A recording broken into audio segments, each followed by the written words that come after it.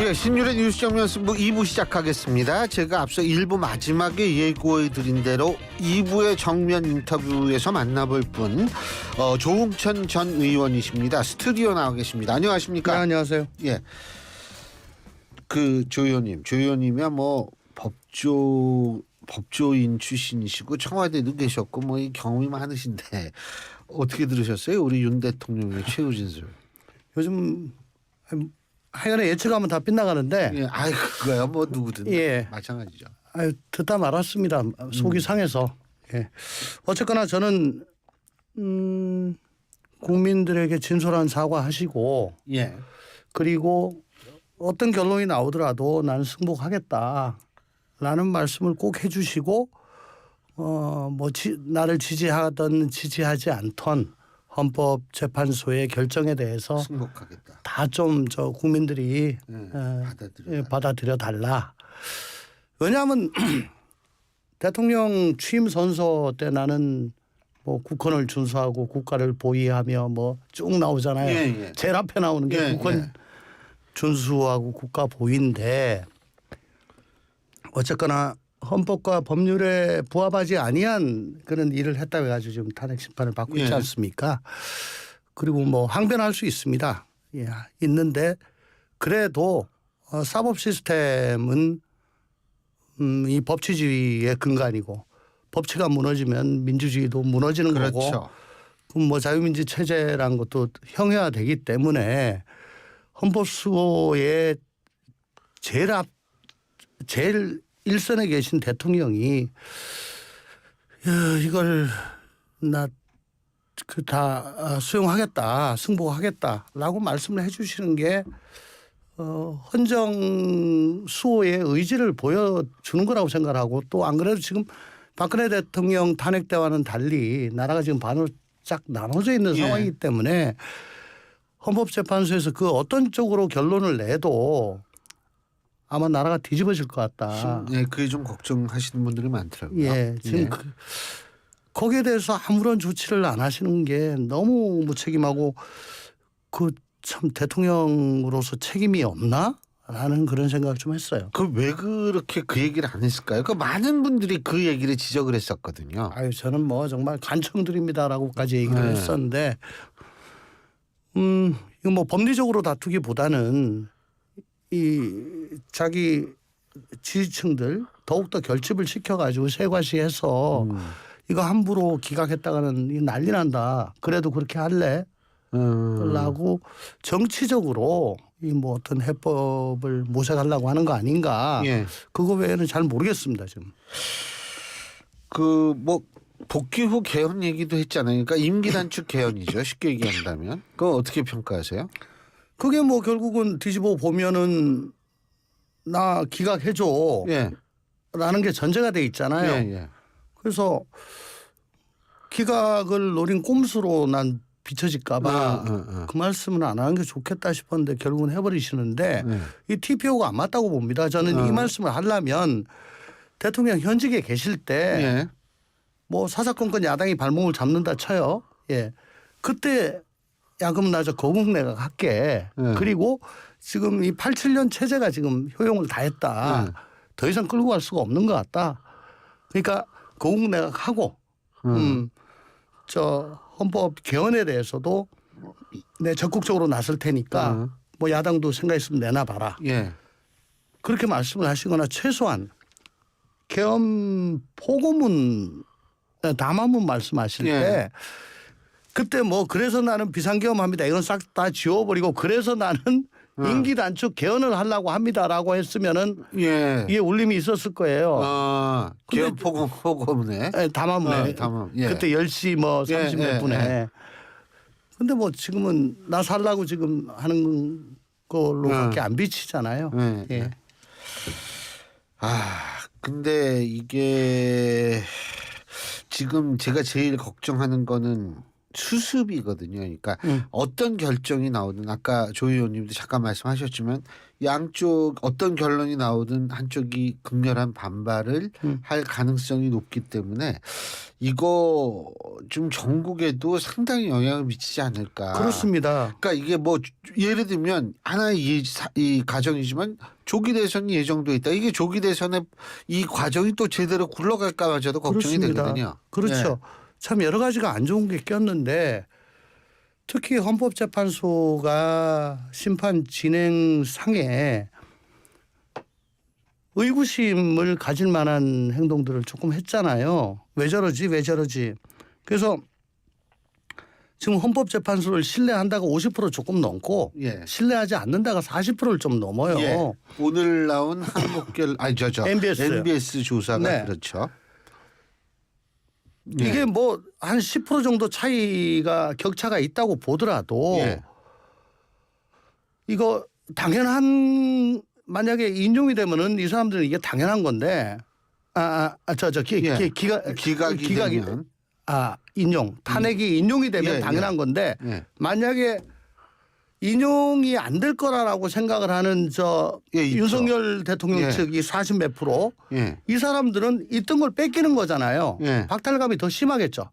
그러니까 인용이 나면 50 몇 프로는 당연한 거니까 뭐 그렇게 충격적이지 않은데 아하. 40 몇 프로는 이게 뭐 하늘이 노랗다라고 할 수도 있을 것 같습니다. 예. 그러면 격렬하게 정하지 않겠어요? 그리고 어쨌든 이게 이제 조기 대선하고 맞물려져 가는데 이게 또 그러면 야권의 유력한 주자가 이재명 대표. 예. 하필이면 이분이 사법 리스크가 여러 개가 있는데 그중에 하나가 선거법 위반이고 3월 26일 날 항소심 선고가 예. 있고 그리고 5월이 될지 언제가 될지 예. 대법원 확정 판결이 있는데 그러면 신뢰하지 않는다. 헌재를 신뢰하지 않는다. 혹은 탄핵 기각돼야 된다라고 생각하는 사람은 왜 헌재만 이렇게 빨리 가고 이렇게 단심으로 하고 뭐 법에 그렇게 돼 있지만은 이거 불만이 있는 거죠. 그래서 거기다 이제 헌법 84조 문제까지 끼워서 예. 승복을 못 하는 거예요. 이거 공정하지 않다, 페어하지 않다 이런 생각들을 자꾸 하게 되고 예. 그래서 참 이 걱정입니다. 큰일입니다. 이게 여러 가지가 남마처럼 얽혀서.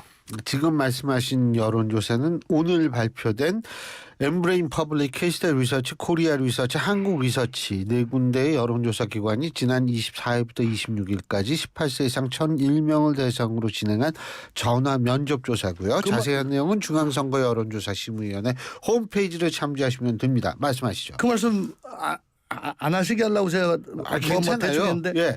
어쨌든 탄핵 심판 과정 신뢰한다가 52%, 예. 신뢰하지 않는다가 44%예요. 늘었더라고요. 40%로 기록한 건데 지난번에. 그리고 탄핵해야 된다가 54%, 예. 복귀해야 된다가 38%. 예.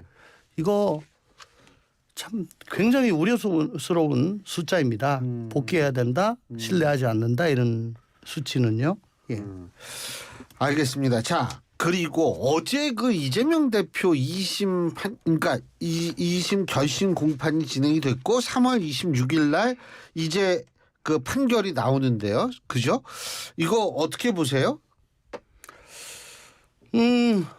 뭐 법원 판결을 예측하는 것만큼 어려운 거는 없겠지만 어렵다기보다는 해서는 안 될 일이 예. 없죠. 근데 1심 이건 2심이니까 1심 다만 예. 2심을 기일을 3번 진행을 했잖아요. 근데 뭐 증인 나온 사람들 증언이라든가 뭐 증거 제출된 거라든가 봤을 때 뭐 언론 보도만 봐서는 1심 판결을 뒤엎을 만한 뭐 증언이나 예. 증거물이 새로 현출된 게 없는 것 같아요. 예. 그리고 2015년도에 대법원의 전원합의체 판결이 하나가 예. 있는데 1심과 비교해서 양형의 조건의 변화가 그리 없고 예. 또 1심의 양형이 재량의 합리적 범위를 벗어나지 않았을 때는 항소심은 1심을 존중해야 된다라는 판례가 하나 있어요. 이게 이제 그다음부터 계속 이어져 오고 있는데 이게 무슨 얘기냐면 뭐 유죄를 했던 게 무죄가 되고 혹은 결정적인 증거가 뭐 새로 나오고 나와가지고 뭐 이런 거면은 1심 형량에 그렇게 기속되지 않는데 그게 아니고 뭐 유죄한 거 다 유죄하고 또 특별한 증거 없으면은 그냥 항소 기각 정도로 그냥 가는 게 맞다라고 하는 전원 합의체 판결이에요. 이게 왜냐하면 자꾸 항소하니까 남상소를 하니까 이 2심이나 특히 대법원이 막 죽을 맛이거든요. 예. 예. 그러니까 당연히 하는 거라고 생각하거든요, 예, 예. 사람들은. 예. 근데 예. 뭐 특별한 거 없으면 안 봐줘. 라는 그런 판결이에요. 예. 그래서 이 사건도 보면 지금 그 범주를 벗어나지 못하는 거 아닌가. 언론 보도만 봐서는 그렇게 생각합니다. 아니 근데 어쨌든 이제 중요한 거는 대법원 판결이 또 남아 있죠. 근데 법조인 출신이시니까 의원님께서 보실 때 대법원 판결이 언제쯤 나올 거야? 이게 판결 나오면 또 그거 한 달은 지나는 건데요. 그렇죠. 30에서 40일 가야 되는데 네. 그것도 좀 빨리 했을 때고 이사불명 폐문무죄 되면은 뭐 더 늘어져요. 예, 예. 저번에 항소심 때 했던 것처럼. 그래서 대개 한 4월 말이나 돼서 이제 주심 대법관 선정이 되고 상고심 절차가 진행이 되는데 상고심은 서면 심리이기 때문에 뭐 변론기일이 잡히고 이런 건 없죠. 근데 이제 네 분의 대법관이 계시는데 네 분의 의견이 다 합치가 되면은 그냥 소부 네 명 계시는 소부에서 선고를 하고 네 분 중에 한 분이라도 의견이 다르면 전원 합의체로 또 가게 됩니다. 그러면 시간이 더 걸리죠. 근데 소부에서 할 것 같으면은 그냥 검토 다 끝나고 평의해서 합의하고 의견 일치하면은 초안 써가지고 돌리고 하는 게 뭐 이거는 빠르면 한 달 내에 할 수도 있는 거고. 근데 조희대 대법원장이 어쨌든 633을 지켜라라고 계속 말씀을 하셨기 때문에 뭐 마냥 늘어질 것 같지는 않습니다. 그렇지만 늘어질 수 있는 경우는 폐문무죄 이사불명 이런 것 때문에 한번 늘어지고 두 번째는 전원합의체로 갈 경우에는 또 많이 늘어지고 또 뭐 위헌법률 심판 제청 신청을 또 한다면 또 할까요? 그건 재판부가 받아들여야 가능한 거 아닌가요? 근데 어쨌든 거기에 대해서 판단을 해줘야 되거든요. 판단을 또 해야 되니까. 아니 제가 이거 여러 가지 하는 게 이 부분이 일정 부분 그러니까 조기 대선이 있다라고 가정했을 땐 분명히 영향을 미칠 가능성이 있고 또 하나는 뭐냐면 이재명 대표가 뭐 어디 텔레비인가 어디 나와서 그런 얘기를 했다며요. 질문에 답하는 형식으로 해서 뭐 헌법 84조인가 뭐 그거 하면서 대통령 되면 재판 중지된다 이렇게 얘기를 했다는데 어떻게 보세요? 법률가시니까. 예. 아니 이거 사실은 이게 헌법의 아버지들이 형사 피고인이 재판받으면서 대선 후보로 출마할 걸 상상을 못했던 것 같아요. 그게 왜 그러냐면 뭐 정당의 기능이 국민의 정치적 의사를 모으는 것도 있지만은 또 공직선거에 있어서 후보자를 추천하는 기능이 있잖아요. 그러면 그 후보자를 추천함에 있어서 필터링을 제대로 할 거를 예정을 하고 있거든요. 그렇기 때문에 선거법상 뭐 100만 원 이상 나오면은 대선 선거 비용을 그 당이 내라. 뭐 이렇게 하는 것도 그 취지라고 봅니다. 근데 지금 민주당 같은 경우는 당헌 당규를 다 바꿨죠. 뭐 사당이라고까지 일컬어지잖아요. 그러니까 과거 같은 필터링이 안 되니까 옛날 같으면은 기소만 돼도 저 자리에서 물러나고 무죄 받고 돌아오겠다라고 했지 않습니까? 근데 지금은 뭐 이런 상황임에도 84조는 다수설이다. 저 재판 진행 안 되는 것이 다수설이다. 이렇게 하면서 그냥 나가는 걸 예상을 못했던 것 같은데 어쨌든 소추란 거는 제가 아는 한에는 기소입니다. 그게 탄핵 소추를 국회에서 하고 소추가 되면은 헌재에서 탄핵 심판을 하잖아요. 그러니까 소추란 거는 기소라고 난 봐요. 국가 소추주의라는 게 있습니다. 그 사인 소추주의가 아니고 국가가 검사가 다 하는 거죠. 예. 그걸 기소 독점주의라고 그래요. 예. 거기도 소추하고 기소가 그런 게 있고 또 결정적으로 10년도에 나온 법제처의 헌법 주석서에 보면은 84조에서 얘기하는 형사상 소추는 기소를 말한다. 그렇게 돼 있어요. 이렇게 돼 있어요. 근데 지금 이것 때문에 대법원 재판 중에 만약에 선거가 치러지고 당선이 됐다 칩시다. 그러면 이 대법원 재판이 계속 돼야 된다 말아야 된다라고 또 나라가 또 그렇죠. 갈라지죠. 그것 때문에. 그리고 계속되고 항소심에서 당선 무효형이 나왔다고 가정을 했을 때 상고 기각이 돼버리면은 그대로 당선 무효가 되고 저 선거를 또 해야 돼요. 그 자리에 그날로 물러나야 돼요. 그게 잠깐만요. 그러니까 정리를 하자면 불소추라는 건 소추라는 건 기소를 의미한다. 그런데 기소를 의미했을 때에는 지금 진행 중인 재판마저 중지해야 된다는 뜻은 아니다. 아니다. 왜냐하면 옛날에 예. 기소가 됐기 때문에 소추가 됐기 그죠? 때문에. 소추가 기사. 그러고서 만일 그래서 대법원이 판결을 내려가 느린 경우 100만 원 이상 나오면 대통령직에서 물러나야 된다고. 그게 왜 그러냐면 국가공무원법 때문에 그런 거죠. 선거법하고. 예. 국가공무원법. 예, 그렇죠. 그러니까 지금 뭐 탄핵으로 이 난리를 쳤는데 기껏 선거를 대선을 했는데 예. 몇 달 만에 또 고리가 되고 대선을 또 치러요? 이건 뭐 아프리카나 남미도 이렇게는 안 할 것 같습니다. 예. 그러니까 정말 간절히 나라를 위해서는 나는 항소심에서 당선 무효형 나오면 어떻게 하겠다. 예. 이걸 좀 밝혀주는 게 좋을 것 같은데 그렇게 할 리는 만무하고 왜냐하면 자기 입으로 이게 뭐 재판은 중단된다가 다수설이다 하면서 히히하고 막 웃었잖아요. 근데요, 이게 딱 그것뿐만 아니고 여러 가지 방법이 있습니다. 대통령이 되면은 우선 지금 윤석열 대통령이 있기 때문에 압도적 다수 의석을 가진 민주당이 법률을 강행을 해도 거부권을 행사해 가지고 예. 안 되잖아요. 실제로 작년 11월 달에 박희승 민주당 의원이 뭘 했냐면 허위사실 공표죄하고 후보자 비방죄 예. 이걸 삭제하고요. 맞아요. 예. 그랬어요. 그다음에 당선 무효형의 한계를 지금 100만 원인데 벌금 1,000만 원으로 상향하는 개정 법률안을 발의를 한 적이 예. 있어요. 지금은 가면은 뭐 저 대통령 없으니까 최상목 대행이나 뭐나 이제 다 거부권을 하겠죠. 근데 당선돼 가지고 대통령이 됐어. 그 거부권 안 합니다. 그러면 그냥 법이 되죠. 그러면 이게 공소기각 1심에 있으면 공소기각을 해야 되고 2심 이상이 있으면 무죄를 선고해야 되고 또 이거는 아무도 말씀을 안 하시던데 교수님 혹시 저 일반 사면이라고 한번 들어보셨습니까? 예. 지금 늘상 하는 건 특별 사면이고요. 예. 일반 사면은 국회 동의를 받아가지고 하는 예. 겁니다.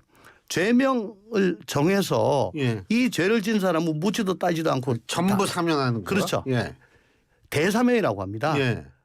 국무회의 심의를 거쳐가지고 국회 동의받아서 대통령령으로 발령을 하는 건데 예. 이거 어떻게 되냐면 형을 선고받은 사람은 그 형 선고의 효력이 상실이 됩니다. 예.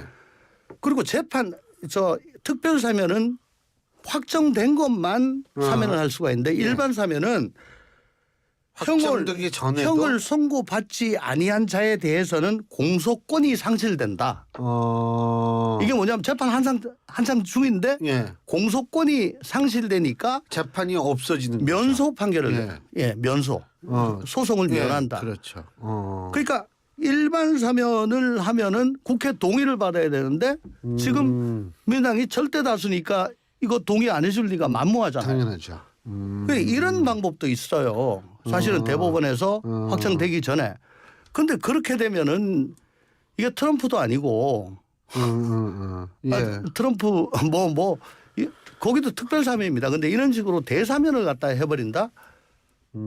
이게 왜 이게 이제 앞으로 문제가 되냐면 선거법도 선거법이지만 그거 말고 12개 혐의로 5개의 재판을 받고 있는데 대장동 뭐 백현동 위례지구 뭐 이런 거 있잖아요. 이거는 뭐 앞으로 5년이 걸릴지 몇 년이 걸릴지 모르지 않습니까? 그죠? 대북 송금 아직 시작도 못했고 앞으로 수년 동안 걸릴 것이 확실한 사건들이 몇 개 있습니다.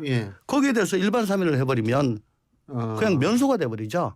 그러니까 늘상 뭐 하는 얘기가 대통령일 때는 공소시효가 정지가 돼가지고 저 재판이 진행이 안 되는데 그렇더라도 대통령 마치고 난 다음에 그때부터 공소시효가 이제 다시 재판이 재개되면 대통령 끝나고 몇 년 안에 또 구속된다. 뭐 이런 얘기를 하는데 대사면을 하면 이럴 이유가 없어요. 근데 이러면 이제 법치가 이게 완전히 이거 뭐 땅바닥에 떨어지는 겁니다. 예. 그러니까 위인설법으로 있는 죄를 없애는 그런 법을 마구 만들 수가 있는 거고. 예. 그걸 아무 장애물이 없어요. 그리고 일반 사면을 하는 것도 국민들 눈치만 보이는 거지. 왜냐하면 국회란 게 항상 이 허들인데 이게 작동을 안 하니까. 그래서 아마 나라는 뭐 완전히 갈라질 겁니다. 아니 지금 걱정은 많이 돼요. 지금 우리 조 의원님께서 그 라틴 아메리카하고 아프리카 말씀하신 거 그만큼 그 나라들이 정치가 불안하고 이 민주주의가 좀 힘든 상황이다. 이걸 이제 사례를 들어줘서 말씀하신 건데, 근데요, 그러면 만일 2심에서 다시 1심처럼 유죄가 나왔다 그러면 민주당 내부에서 좀 어떻게 좀 불안하다 뭐 이런 목소리가 나올까요? 지금 뭐 김부겸 총리, 뭐 박용진, 오늘 뭐 임종석 뭐 등등, 김경수 만나는 게 이제 그 정치 작업인 것 같은데, 그러니까 항소심에서 뭐 잘 안 나오더라도 그냥 같이 가자. 그런 저처 아니겠어요? 예. 물론 뭐 밖에는 중원으로 가면서 우리 진영 내부를 다독거리는 맛도 있겠지만, 근데 이게 당선 무효형이 선고가 된 이후에 여론이 어떻게 바뀔 것인가. 좀 출렁임이 있고 좀 많이 떨어진다면은 아마 비명 쪽에서, 저는 뭐 극단적인 경우에는 후보 등록 후에 대법원형 선고되면은 민주당 후보 없이 이번 대선을 그냥 지내야 된다라고 얘기했는데 어저께 3월 26일로 됨으로써 그럴 가능성은 상당히 좀 낮아졌어요. 그렇지만 어쨌든 간에 확정은 안 되더라도 이 항소심에서 당선 무효형이 그냥 선고가 됐고 국민 여론이 싸늘하게 식어버렸을 때는 비명 쪽에서 이거 이래가지고 이거 어떻게 대선 치르겠냐. 라는 얘기가 이제 분출할 수도 있다라고 보시죠. 근데 제가 좀 주목해서 보는 게 조 의원님도 한번 만나고 이낙연 전 총리도 한번 만나고 이렇게 해야지 또 더 보폭이 넓어지는 거 아닌가 이런데 연락 못 받으셨죠? 저는 뭐 당내가 아니니까요. 이낙연 전 총리도 마찬가지죠. 마찬가지기는. 그러니까 이게 당내 인사들만 만나고 당 외에 있는 좀 이 원래 민주당 출신 인사들은 만나지를 않더라고요. 뭐 그 필요성은 아마 못 느끼는 거 아닌가 싶은데 어쨌든 연락은 안 왔습니다. 일각에서는 이낙연 전 총리 좀 만나는 게 더 좋지 않을까 이런 얘기들도 많이 하더라고요. 네. 근데 어쨌든 뭐 지금 이런 상황인데 한동훈 전 대표 책 냈다. 이 책이 엄청 잘 팔린다. 예. 그런데 또 이재명 대표하고 설전을 벌였죠. 한 전 대표가 그 저서에서 이재명 대표를 좀 비판하니까 이 대표가 개 눈에 뭐만 보인다 그랬더니 한 전 대표가 기꺼이 국민을 지키는 개가 되겠다. 어떻게 보고 계십니까? 이거 뭐 한동훈 대표가 남는 장사한 거죠. 땡큐죠. 아무래도 뭐 독보적인 선두주자인데 거기서 자기를 언급을 하고 자기를 저격을 해주니까. 그렇죠. 네. 어쨌거나 지금 다시 정치를 재개함에 있어서는 뭐 자기의 존재감, 가치 뭐 이런 거를 반증하는 거라고 뭐 그렇게 볼 수가 있겠죠. 알겠습니다. 야, 시간 후딱 갔네요. 오늘 말씀 여기까지 듣겠습니다. 고맙습니다. 네, 감사합니다. 예, 지금까지 조홍천 전 의원과 함께했습니다.